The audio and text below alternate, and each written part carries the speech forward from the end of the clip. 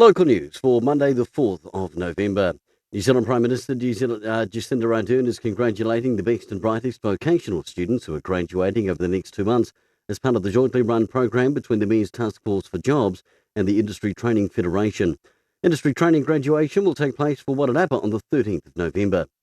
A kaupapa Māori Zero Waste Initiative seeks to eliminate rubbish on marae, Nkura and Kohangario in the Wairarapa with the appointment of Sam Tito, Ngāti Kahungunu and Rangatane as a waste educator for Parikuri's program. The average asking price of property in Wairarapa hit a 13-year high compared with other regions.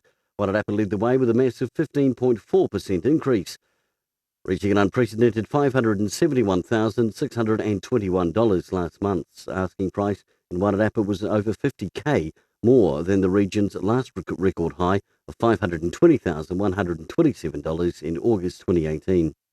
And in Umpires Cup cricket from the weekend, wins went to Rathkeil, Red Star, Marist and Carterton. For local news and sport, kia ora, I'm Brent Gare.